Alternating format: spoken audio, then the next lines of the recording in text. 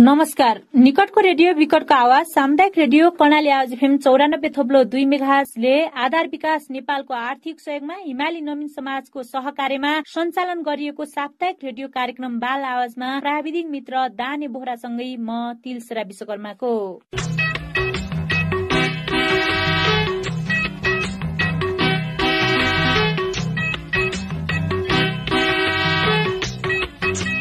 श्रोता, हाम्रो घर र समाजमा भएका सबै बालबालिकाहरूलाई सभ्य बनाउन र उनीहरूको सफल जीवन मार्फत सफल समाज निर्माण गर्ने ध्येयका साथ हामीले हरेक साताको यसै समयमा आधा घण्टासम्मका लागि रेडियो कार्यक्रम बाल आवाज सञ्चालन गरिरहेका छौं। कार्यक्रम बाल आवाजमा हाम्रो भोलिको भविष्यका रूपमा भएका बालबालिकालाई आजैदेखि रचनात्मक कार्यमा अग्रसर बनाउन तर्फ केन्द्रित हुनेछ। समाजमा बालबालिकाको क्षेत्रमा भएका कदम र बालबालिकाको अवस्थाका बारेमा जस्ताको तस्तै स्थितिको मापन गर्ने र यसमा सरकारवाला निकायहरूको जवाबको खोजी गर्दै बालबालिकालाई विविध विषयका बारेमा जानकारी दिने हेतुले यो कार्यक्रम सञ्चालन गरिरहेका छौं।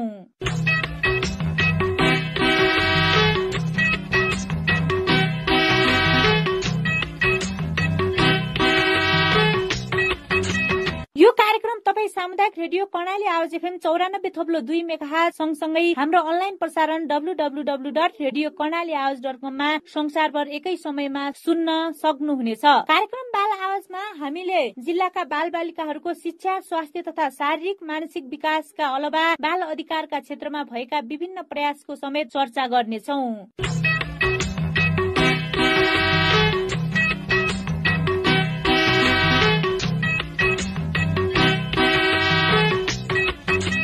श्रोता, भनिन्छ नि आजका बालबालिका भोलिका प्रधानमन्त्री, सांसद वा सिंह सृष्टिका भविष्य हुन्। यही कुरालाई मात्रै आत्मसात गर्ने हो भने पनि बालबालिकाको महत्वको बारेमा हामीले थाहा पाउन सक्छौं। यदि हामीले आफ्नो भविष्यलाई उज्जवल बनाउने हो भने आजैदेखि बालबालिकाको क्षेत्रमा लगानी गर्नु पर्दछ। यदि आफ्नो भविष्यका बारेमा सोच्ने होइन भने बालबालिका भन्दा अन्य क्षेत्रमा हाम्रो लगानी केन्द्रित गर्नु पर्दछ। यसै तथ्यलाई आधार मानेर हामीले हिमाली नवीन समाजसँगको सहकार्यमा साप्ताहिक रेडियो कार्यक्रम बाल आवाज प्रसारण गरिरहेका छौं।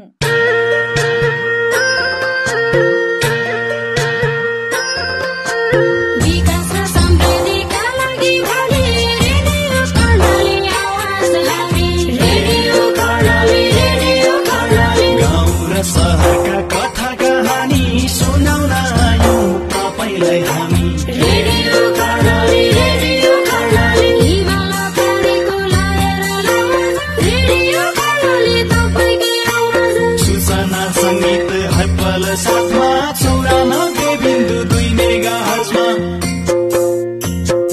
विकास र समृद्धिका लागि भनी रेडियो कर्णाली आवाज आयो हामी।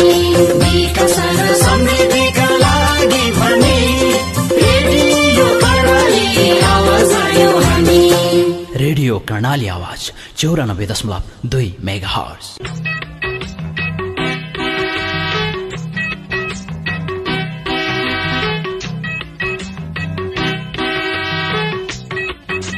श्रोता, जिल्लाको शैक्षिक गुणस्तर कायम गर्दै जिल्लामा बाल अधिकार तथा शिक्षा क्षेत्रलाई सुदृढ बनाउनको लागि कसको कतिको भूमिका रहन्छ र विद्यालय सञ्चालन कसरी गर्नुपर्दछ। लामो समयसम्म शिक्षा पेशामा लागिरहनु भएका मानसर नमुना माध्यमिक विद्यालय सिमीकोटका माध्यमिक शिक्षक शिव शर्मा पौडेलसँग हामीले कुराकानी गरेका छौं। प्रस्तुत छ उहाँसँग गरिएको कुराकानी। कार्यक्रम बाल आवाजमा यहाँलाई स्वागत छ। धन्यवाद। लामो समयसम्म विद्यालय बन्द भएका छन्। यो समयमा बालबालिकाको दिनचर्या कसरी बितिरहेको छ, यसबारे विद्यालयले जानकारी लिने गरेको छ कि छैन, यसको बारेमा बताइदिनु न।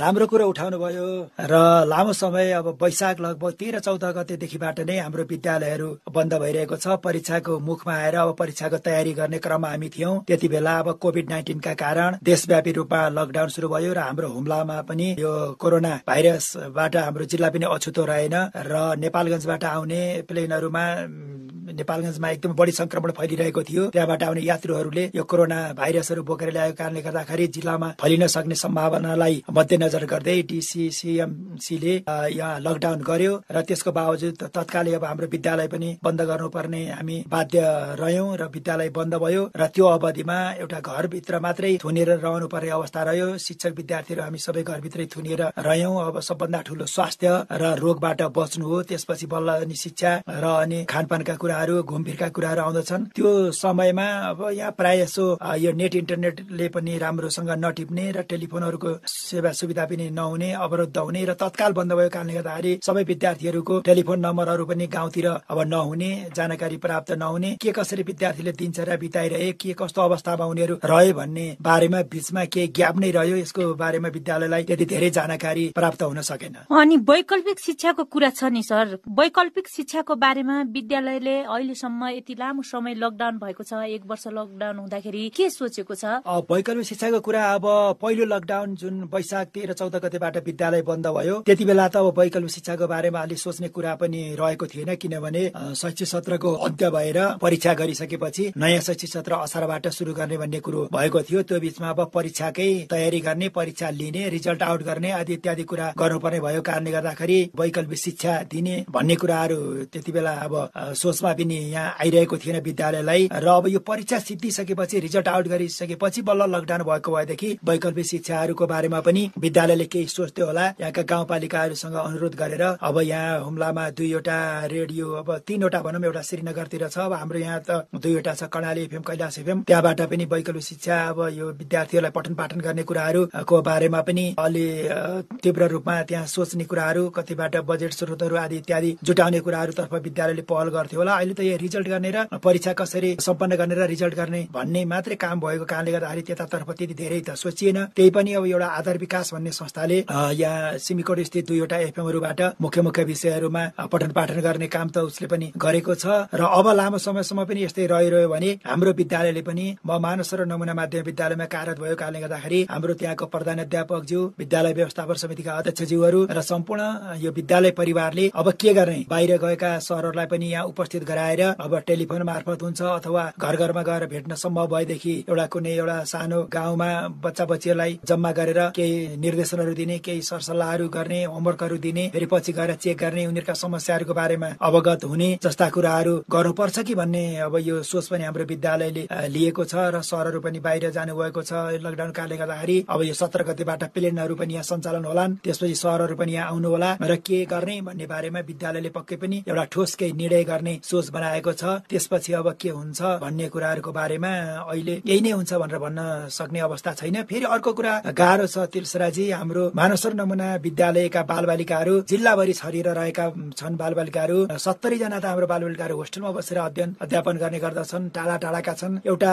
साबिकको लिमी गाविस बाहेक अन्य सम्पूर्ण साबिकका 27वटा गाविस मध्ये 26वटा साबिकको गाविसका विद्यार्थीहरू हाम्रोमा पढ्ने गर्दछन् र ठाउँ ठाउँमा गएर उनीहरूलाई भेटघाट गरेर केही शिक्षा लिउँ, अन्तर्क्रियाहरू गरौँ, आदान प्रदान गरौँ भने पनि अलिकति यो भूगोलले गर्दाखेरि गाह्रो पनि छ। अब हेरौँ, सोच त विद्यालयले बनाएको छ, यो वैकल्पिक शिक्षाको बारेमा एउटा केही निर्णय अवश्य पनि आउँछ होला। तपाईको यो पछिल्लो समयमा भर्नाको अभियान चलिरहेको छ, भर्ना लिइरहनु भएको छ, विद्यार्थीहरू कति सम्पर्कमा आएका छन्, सबैसँग सम्पर्क भएको छ? धेरै राम्रो कुरा उठाउनु भयो। अब यो हाम्रो कर्णाली FM-बाट पनि यो सूचनाहरू बजिरहेको छ रेडियोमा। हाम्रो विद्यालयले, मानस र नमुना माध्यमिक विद्यालयले पनि अस्ति भर्खरै निर्णय गरेर 3 जना फोकल पर्सनहरू, हाम्रो प्रधानाध्यापक अमरबहादुर साई सर र हाम्रो खरिदार हुनुहुन्छ हिराबहादुर बोरा र हाम्रा कार्यालय सहयोगी बालकृष्ण रोकाएको कन्ट्याक्ट नम्बरहरू, उहाँहरूको मोबाइल नम्बरहरू दिएको छ। त्यो मोबाइल नम्बरमा बाहिरका जो नयाँ विद्यार्थीहरू हुनुहुन्छ, हाम्रो मानस र नमुना माध्यमिक विद्यालयमा पढ्न इच्छुक, त्यहाँ हाम्रो विद्यालयप्रति एकदम आकर्षित भएर त्यहाँ पढ्नु पाए हुन्थ्यो। त्यहाँ प्राविधिक विषयहरू पनि छ, ओभरसियर छ, त्यहाँ बाली विज्ञानहरू छ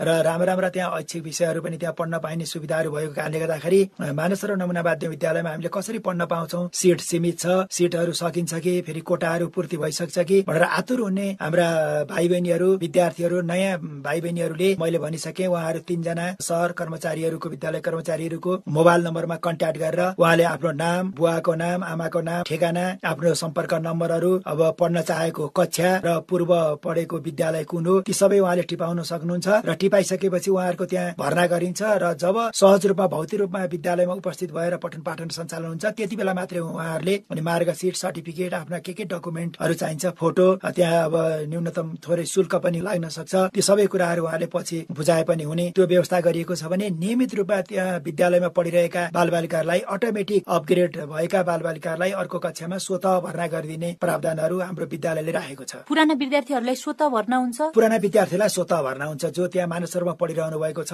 उहाँहरू अपग्रेड गरेर अब जस्तै 6 को 7 7 को 8 8 को 9 9 को 10 मा गएका विद्यार्थीहरूलाई अटोमेटिक नै विद्यालयले उहाँहरूको रेकर्ड सबै त्यहाँ अलरेडी नै पहिले नै त्यहाँ रेकर्डहरू सबै अद्यावधिक छ त्यही रेकर्डको आधारमा भर्ना गरिदिने गरेको छ भने नयाँ विद्यार्थीको लागि मात्रै उहाँहरूले सम्पर्क गरेर त्यहाँ टिपाउनु पर्ने हुन्छ तपाईहरुको 1 वर्षसम्म पोहोर साल चैतदेखि पढाइ भएन अहिले साल 1 वर्षसम्म पढाइ भएन यो वर्ष तपाईले परीक्षाफल प्रकाशित गर्दाखेरि कसरी गर्नुभयो त राम्रो कुरो उठाउनु भयो हाम्रो अब यो माघ 15 गतेबाट विद्यालयहरू सञ्चालन भएको हो र हामीले अब पहिला त कसरी हुन्छ त्यो कोर्सलाई भ्याउनु पर्यो भनेर नै हामी एकदमै लागि पर्यौं र बीचमा फेरि यो राष्ट्रपति रनिङ सिल्ड हाम्रो यो गाउँपालिकाले सञ्चालन गर्यो हाम्रो लगभग 10-15 दिन जति त्यतैतिर हामी व्यस्त रहनु पर्यो त्यसले पनि अलिकति अब हुन त खेलकुद पनि एउटा पढाइ भित्रकै कुरा हो अभिन्न अंग हो त्यसलाई पनि अब हामीले प्राथमिकता दिनु नै पर्ने हुन्छ त्यतातिर लाग्यौं र अब एकै पटक अब वार्षिक परीक्षा गर्नु पर्ला भन्ने हिसाबले त्यो कोर्स भ्याइदैन कि भन्ने हिसाबले हामी एकदमै कोर्सलाई दौडाइरहेका थियौं त्यसै बेला फेरि यो लकडाउनको पनि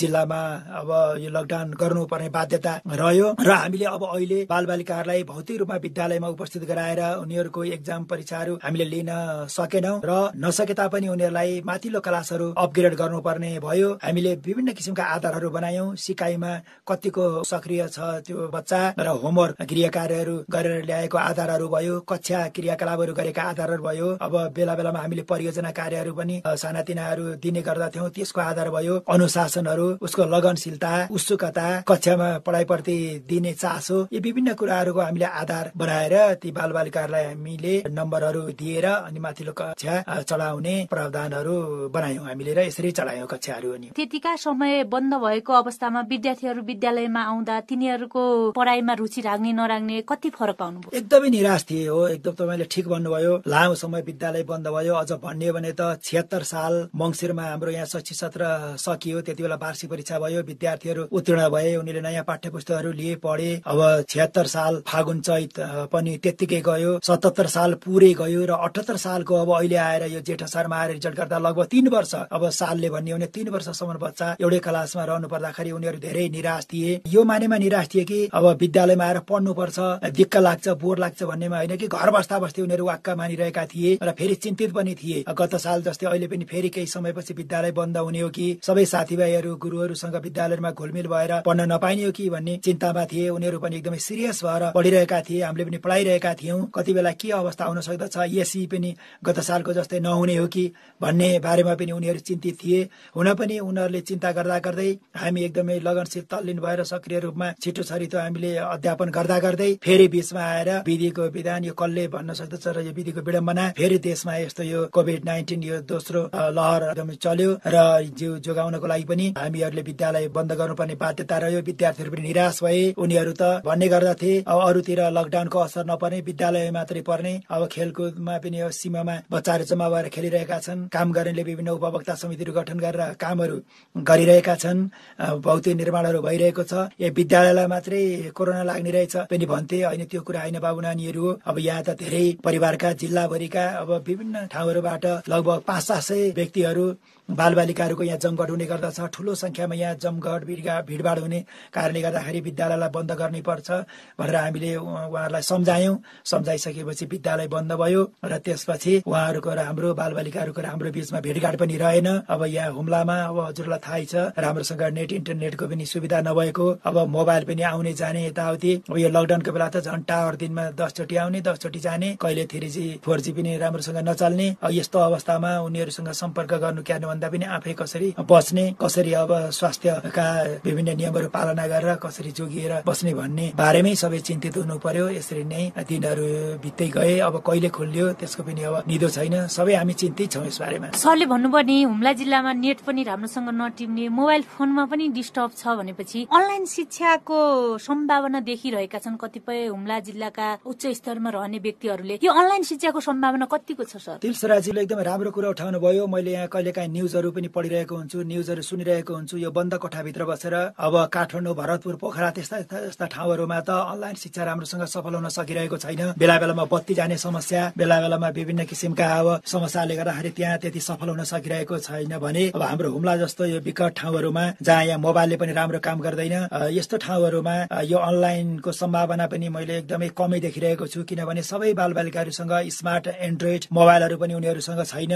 यहाँको समस्या, यहाँको अभाव, यहाँका गरिबी आदि इत्यादि कुराहरूले गर्दाखेरि सबै विद्यार्थीहरू वाइफाईको पहुँचमा पनि छैनन्। अब यो डाटाहरू लिएर मोबाइलमा पैसा राखेर एकदमै खर्च गरेर एन्ड्रोइड अब यो स्मार्ट मोबाइल फोनहरू किनेर सेटहरू किनेर अब यो अनलाइन कक्षाहरू सञ्चालन गर्ने, उनीहरूले अनलाइनबाट पढ्ने भन्ने कुरा त यो अलि सपना जस्तो लाग्छ मलाई। होला सिमीकोटमा अब एक दुईजना कोही व्यक्तिहरूले अब बाहिरका न्युजहरू सुनेर हेरेर ल अनलाइन क्लास भनेर भने तापनि यथार्थमा व्यवहारमा यसलाई उतार्न अलिकति मैले त यसलाई व्यक्तिगत रूपमा म गाह्रो नै देखेको छु। अनि सर, तपाईको विद्यालय यहाँ जिल्लाको मुटु विद्यालय हैन, सिमकोटमै अवस्थित छ। मानसरोवर विद्यालय भन्नाले अब सबैमा परिचित भएको विद्यालय। यो विद्यालयलाई सम्पूर्ण जिल्लाका विद्यार्थीहरू आउँछन् पढ्नको लागि। यो विद्यालय प्रति हाम्रो स्थानीय तहहरूले के गर्नुपर्छ भन्ने कुरा सुझाव सल्लाह, अब लामो समय विद्यालय बन्द भयो, स्थानीय तहले यसरी अगाडि बढ्नुपर्छ, यस्तो गर्नुपर्छ भनेर तपाईको विद्यालयमा केही कुरा राख्न आउनु भएको छ? धेरै राम्रो कुरा उठाउनु भयो। हाम्रो विद्यालय 6 देखि 12 सम्म, अब पहिला साबिकको यसलाई उच्च माध्यमिक विद्यालय भन्थ्यो, अहिले त 12 सम्म पढाउने विद्यालय नि माध्यमिक विद्यालयहरू भन्ने गर्दछ। त्यहाँ बाली विज्ञान अब कृषि समूहका बालबालिकाहरू पनि पढ्ने गर्दछन् र ओभरसियरको पनि त्यहाँ पढाइ हुन्छ। अब ठूलो संख्यामा लगभग करिब 600-700 विद्यार्थीहरू त्यहाँ छन्। 34-35 जना हाम्रो स्टाफहरू छन्। अब यसको बारेमा स्थानीय तहले पनि अब सोचेको होला, योजना बनाउँदै होला, खाका बनाउँदै होला। अब खासै विद्यालयमा आएर प्रत्यक्ष रूपमा के छ कसो छ, यो विद्यालयलाई कसरी अगाडि बढाउने, पठन पाठन कसरी यहाँ सुचारू गर्ने र यहाँको भौतिक अवस्था के कस्तो छ आदि इत्यादि भन्ने बारेमा खोइ विद्यालयमा आएर यस्तो अन्तर्क्रिया अब बैठक छलफल गरेको त मेरो जानकारीमा छैन। भए पनि अब हाम्रो प्रधानाध्यापक सरसँग पनि ती कुराहरू भएका होलान्। अब सबै हामी टिचिङ स्टाफलाई जानकारी हुने कुरो पनि भएन। तर पठन पाठनको बारेमा छलफल गरेर सबै बालबालिकाहरूलाई भेला गराएर, शिक्षक स्टाफहरूलाई भेला गराएर मिटिङ गरेर त्यो छलफल गर्ने अवस्था पनि अहिले छैन। अब टेलिफोनहरूबाट के कस्तो गर्ने भन्ने अथवा प्रधानाध्यापकलाई कुनै गाउँपालिकाको मिटिङमा बोलाएर यसलाई कसरी हामीले पठन पाठलाई सुचारू गर्न सकिन्छ, अगाडि बढाउन सकिन्छ भन्ने कुराहरू त केही त्यहाँका अध्यक्षज्यू, उपाध्यक्षज्यूहरू, कार्यकारी अधिकृत, अब शिक्षा हेर्ने त्यहाँ अधिकृतहरू हुनुहुन्छ, उहाँहरूबाट वैकल्पिक शिक्षालाई कसरी अगाडि बढाउने, के गर्ने, कसो गर्ने भन्ने कुराहरू उहाँहरूले पनि अवश्य पनि सोच्नु भएको छ होला, सोचिरहनु भएको होला। हामीलाई सम्पूर्ण जानकारी हुने कुरो त भएन। विद्यालयमा छलफल भेटघाट भएर भेला गराएर यी कुराहरूलाई छलफलमा ल्याउने पनि अहिले भौतिक रूपमा सबै उपस्थित हुने पनि समस्या छ, गाह्रो छ। अब त्यो बारेमा भविष्यमा अब यो लकडाउन खुल्यो भने अवश्य पनि गाउँपालिकाले पनि यस बारेमा सोच्छ होला भन्ने हामीले आशा गरेका छौँ। कोरोना संक्रमणले गर्दाखेरि तर्सित भएको, थिलथिलो भएको हाम्रो हुम्लामा स्थानीय तहले यति बेला सोचेन भने अब लकडाउन खुलेपछि कसरी सोध्ला जस्तो सम्भावना छ? एकदम राम्रो कुरा उठाउनु भयो। अब लकडाउन खुलिसकेपछि त खुलिहाल्यो, त्यति बेला के गर्ने कसो गर्ने, कतिपय विद्यार्थीहरू भयभीत छन्, विद्यालयमा आउन पनि एकदम उनीहरूलाई गाह्रो भइरहेको छ। अब यहाँ दुईटा कुरा छ, एकातिर अब मान्छे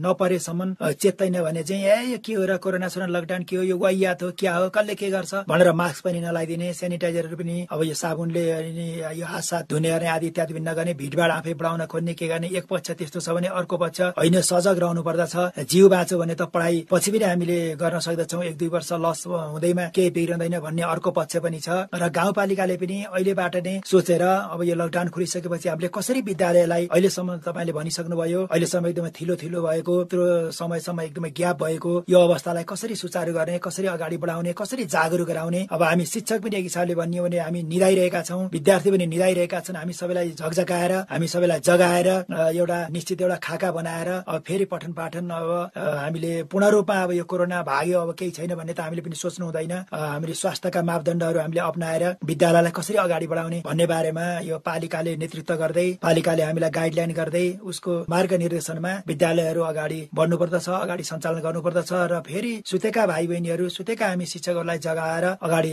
लैजानको लागि, अगाडि बढाउनको लागि, विद्यालयमा नियमित रूपमा पठन पाठन सुरु गर्नको लागि पनि अहिलेदेखिबाट नै गाउँपालिकाले सोच अवश्य पनि बनाउनु पर्दछ, स्थानीय सरकारले भन्ने मलाई लागिरहेको। यो अब स्थानीय सरकारको कुरा भयो सर। अब म एकैछिन अर्को प्रसंग उठाउँछु। लामो समयसम्म बालबालिका घरमै रहनु पर्दा बालबालिका प्रति अभिभावकको भूमिका कस्तो रहनुपर्छ जस्तो लाग्छ हजुरलाई? धेरै राम्रो कुरो उठाउनु भयो। अब बालबालिकाहरू 10 बजेबाट 4 बजेसम्म विद्यालयमा जाने अनि होमवर्क गर्ने, के गर्ने आदि इत्यादि गरेर त पहिला अब त्यसरी समयहरू बितिरहेको थियो। अहिले लामो समय घरमै बसिरहनु पर्दाखेरि उनीहरू अब मोबाइलहरू खेलाउने, अब नेट इन्टरनेट पहुँच भएको छ, अलिकति अब टिपेको छ, टावर सार टिपेको नेटवर्क आउने ठाउँ छ भने त उनीहरू मोबाइलमै व्यस्त हुने गर्छन्। त्यो नभए पनि गेम खेल्ने मोबाइलमै गीतहरू हेर्ने आदि इत्यादि गरेर उनीहरूले लामो समय बिताइरहेका हुन्छन्। त्यति बेला उनीहरू झर्किने एकदम पट्यार मान्ने। अब अहिलेका बालबालिकालाई त कस्तो भएको छ भन्दाखेरि तिलसराजी अब उनीहरूलाई खाना भन्दा पनि मोबाइल भएपछि कोही चाहिँदैन, बाबुआमा पनि चाहिँदैन, दाजुभाइ दिदीबहिनीहरू साथी सँगै कोही नचाहिने, एउटा मोबाइल मात्रै भयो भने दिन रात उनीहरू पनि त्यहाँ बिताउन सक्ने त्यस्तो उनीहरूमा एउटा लत बसिसकेको छ।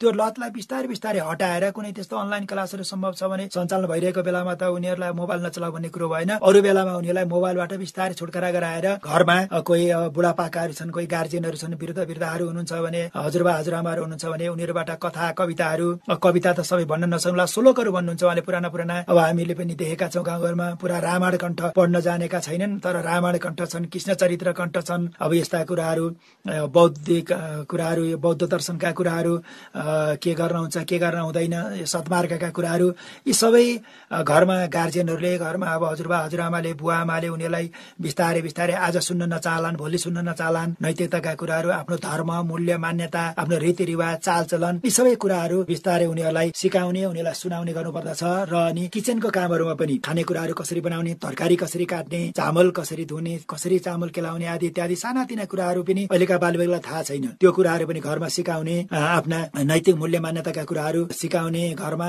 गर्न सकियो भने बालबालिकाले एकातिर उनीहरूले यो व्यवहारिक शिक्षा पनि सिक्ने गर्दछन्, अर्को बुवा आमासँग पनि उनीहरू घुलमिल हुन्छन् उनीहरू, र उनीहरूलाई एउटा दिक्क पट्यार पनि लाग्दैन, र एउटा मोबाइलको लतबाट पनि उनीहरूबाट हामीले मोबाइलको लतलाई पनि हटाउन सकिन्छ। र यसरी हामी अगाडि बालबालिकालाई बढायो भने उनीहरूको केही घरमा एउटा नैतिक विकास, एउटा सामाजिक मूल्य मान्यताको हामीले विकास गराउन सक्दछौँ। जस्तै मैले आज बिहान मात्रै तपाईँको कडाली रेडियोबाट एउटा जीवन गंगा लक्ष्मण भण्डारीले जुन वाचन गर्नुहुन्छ त्यो मैले सुनेको थिएँ। कुनै एउटा बच्चा चोरेर ल्यायो, बाबुआमाले नि स्याबास भन्यो भने भोलि अर्को चोर्छ, अर्को चोर्छ, ठुलो अपराधी काम गर्दछ। विद्यालयमा पनि हामी शिक्षकहरूले आज चिट चोर्न दियो, भोलि चोर्छ, पर्सि चोर्छ, उसको मेहनत गर्ने बानी बस्दैन र पछि गएर उसले पढ्दै नपढेर एकदम फन्टुस भएर पनि हिँड्ने अवस्था रहन्छ। यस्तो ज्ञानवर्धक कुराहरू छ। हाम्रा अभिभावकहरू कस्तो हुनुहुन्छ भने चोर्न दिएन, चिट चोर्न दिएन, छेडीहरूमा चिटिङ गर्न दिएन भने शिक्षक त राम्रो छैन, अथवा बाबुआमाले चोरेर ल्याएको कुराहरूलाई प्रोत्साहन दिएन भने त्यो बालबालिकाले एकछिनको लागि बाबुआमालाई आफ्नो नजरमा नराम्रो मान्न सक्दछ। भोलि गएर त त्यो बालकलाई कस्तो बनाउने भन्ने कुराहरू पनि शिक्षक र अभिभावकहरूको हात रहेको हुन्छ। र यसरी हामीले के गर्नुपर्छ, उनीहरूलाई सद्मार्गमा